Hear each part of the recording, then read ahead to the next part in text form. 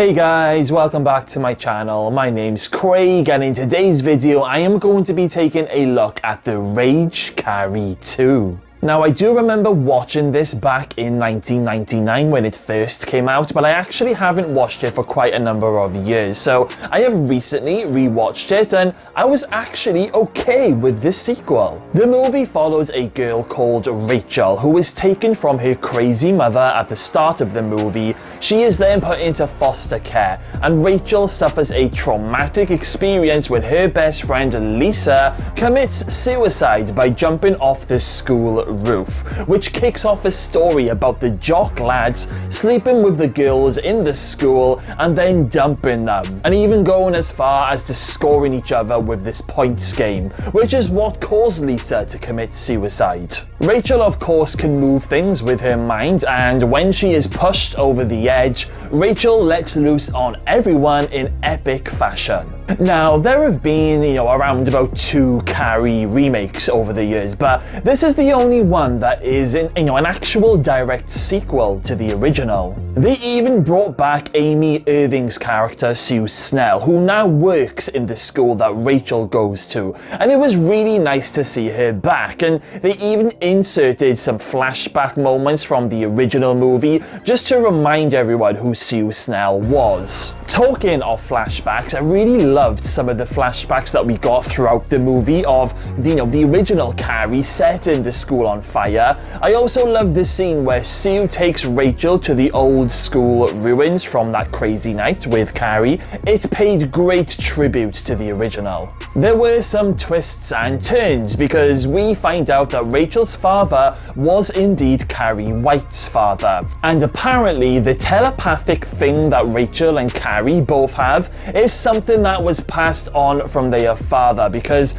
it's some form of genetic disease that's only carried by the male. A negative that I am going to throw in is the use of the black and white moments that is used in this movie. I really don't understand why they felt the need to throw in certain scenes as black and white whenever Rachel was losing control of her power. A scene that really traumatized me and my other half when we watched it the other night was the moment where Rachel's dog Walter is run over. Like, what the hell? I cannot stand seeing traumatic things happen to animals in movies, but this one was brutal. You saw poor Walter go right under the car and get flipped around. I mean, I know they didn't use a real dog, it's make-believe, but it was still really traumatic to watch in my opinion. Luckily, Walter survives his injuries, which was a massive relief. The jock boys and their friends are absolutely disgusting. They try to scare Rachel when she's just got out of the shower at one point of the movie, and then they all set her up by pretending to be her friend. They film her losing her virginity, and they then play it at the party at the end of the movie. And it's just bullying at its worst, and this is what sets Rachel off. Like, she completely loses it, and I have absolutely no sympathy for any of these people who end up getting killed at this party. Now, does this big destruction scene hold up from the original? Well, I actually personally enjoyed it. The effects were great, there were some really cool death scenes. I think my favourite double death scene has to be when Rachel uses her powers to smash Monica's glasses, bursting them open and bursting her eyes open. This then causes Monica to accidentally stab Eric in the groin with a harpoon, which ultimately ends up castrating him, causing his dick and his balls to come off and land in the swimming pool behind him.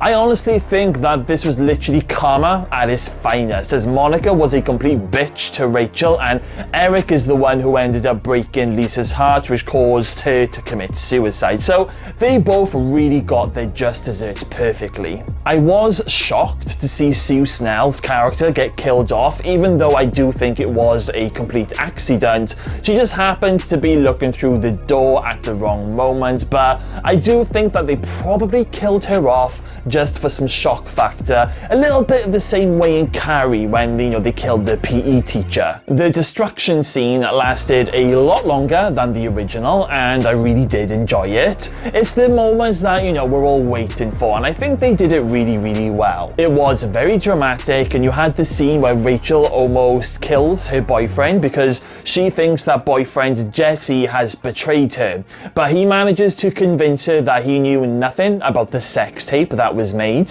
and Rachel ends up saving his life when the ceiling caves in, which ultimately causes her to get crushed and then burnt to death. And you genuinely feel really bad for Rachel when she dies. Well, at least I did.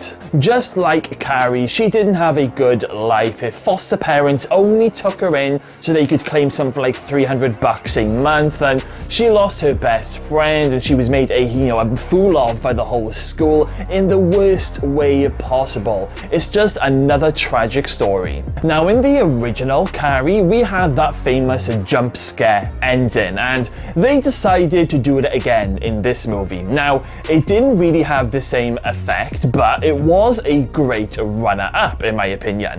After the tragic events, we fast forward a year later, and Jesse is now looking after Walter, the dog, and then Rachel's spirit walks into his room, and they both end up kissing, and they are playing this really nice sad music, and then Rachel just bursts into shards of bits, and I'll be honest, the effects are not great, but it was a good little jump scare. Like I said, it wasn't as effective as the original, but they gave it a good go. Is the Rage Carrie 2 as good as the original? Well, I wouldn't say it's as good, but it's decent. It's a much more modern take on the story, but it does carry on the original story, and I really got to applaud them for doing that, as well as bringing back Sue Snell's character. I would happily rewatch this movie again. I think it's a really good sequel. It's not spectacular, but it's really, really good. I mean, I may get a little bit bored with the romantic scenes, between Rachel and Jesse in parts of the movie, but apart from that and the black and white scenes, it's really, really good and I thoroughly enjoyed.